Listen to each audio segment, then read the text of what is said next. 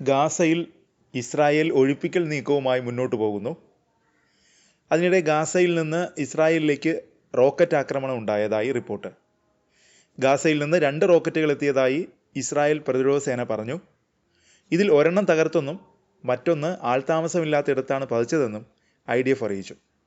ഇസ്രായേലിന് നേരെ നടന്ന റോക്കറ്റ് ആക്രമണത്തിന് ഉത്തരവാദിത്തം ഏറ്റെടുത്ത് പലസ്തീൻ ഇസ്ലാമിക് ജിഹാദ് രംഗത്ത് വന്നു. ടെലഗ്രാം വഴി പുറത്തിറക്കിയ പ്രസ്താവനയിലാണ് തെക്കൻ ഇസ്രായേലിലേക്ക് റോക്കറ്റ് തൊടുത്തെന്ന് പലസ്തീൻ ഇസ്ലാമിക് ജിഹാദ് അവകാശപ്പെട്ടത്. അതിനിടെ ഗാസയിലെ ഏറ്റവും വലിയ നഗരമായ ഗാസ സിറ്റിയിലുള്ളവരോട് തെക്കൻ മേഖലയിലേക്ക് ഒഴിഞ്ഞുപോകാൻ ഇസ്രായേൽ സൈന്യം ആവശ്യപ്പെട്ടു. ഗാസ സിറ്റി പിടിച്ചെടുക്കാൻ ഇസ്രായേൽ സൈന്യം കൂടുതൽ ആക്രമണങ്ങൾക്ക് തയ്യാറെടുക്കുന്നതിൻ്റെ ഭാഗമായാണ് മുന്നറിയിപ്പ്. വടക്കൻ ഭാഗത്തുള്ളവർ തെക്കൻ മേഖലയായ ഖാൻ യൂനിസിലേക്ക് മാറണമെന്നാണ് നിർദ്ദേശം. ഭക്ഷണവും വൈദ്യസഹായവും താമസ സൗകര്യവും ഇവർക്ക് ലഭ്യമാക്കുമെന്ന് ഇസ്രായേൽ സൈനിക വക്താവ് അറിയിച്ചു. ഗാസ സിറ്റിയിൽ ഇപ്പോഴും ഹമാസ് ശക്തമാണെന്നാണ് ഇസ്രായേൽ ആരോപിക്കുന്നത്. ഗാസ സിറ്റി പിടിച്ചെടുക്കാനുള്ള നീക്കങ്ങൾക്ക് കാരണമായി ഇസ്രായേൽ പറയുന്നത് ഇതാണ്.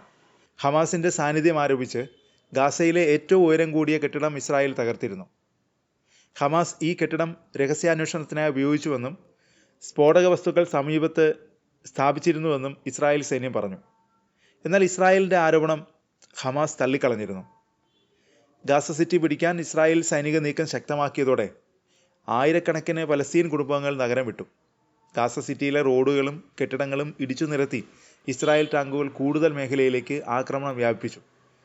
സിറ്റിയുടെ കിഴക്ക് സെയ്തൂൺ, സബ്ര, ഷജയ്യ എന്നിവിടങ്ങളിലേക്ക് കഴിഞ്ഞ ദിവസങ്ങളിൽ ഇസ്രായേൽ സൈന്യം കനത്ത ബോംബിംഗാണ് നടത്തിയത്.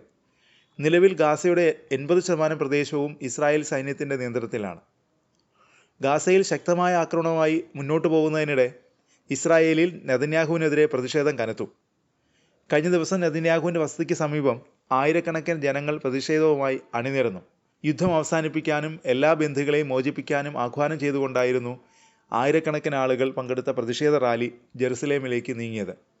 ഗാസയിൽ ബന്ദികളാക്കപ്പെട്ടവരുടെ കുടുംബാംഗങ്ങളാണ് ജെറുസലേമിൽ പ്രതിഷേധ റാലി സംഘടിപ്പിച്ചത്.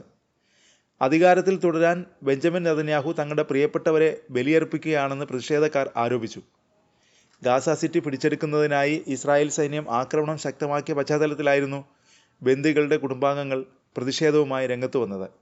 ജെറുസലേമിലേക്കുള്ള പ്രവേശന കവാടത്തിനടുത്തുള്ള കോൾഡ് പാലത്തിൽ നിന്ന് അസ സ്ട്രീറ്റിലെ നെതന്യാഹുവിൻ്റെ വസതിയിലേക്കായിരുന്നു പ്രതിഷേധക്കാർ റാലിയുമായി നീങ്ങിയത്. മരണത്തിൻ്റെ നേരിലുള്ള സർക്കാർ എന്നെഴുതിയ ഒരു ബാനർ പിടിച്ചുകൊണ്ടായിരുന്നു പ്രതിഷേധക്കാർ ബെഞ്ചമിൻ നെതന്യാഹുവിൻ്റെ വസതിക്ക് നേരെ നീങ്ങിയത്.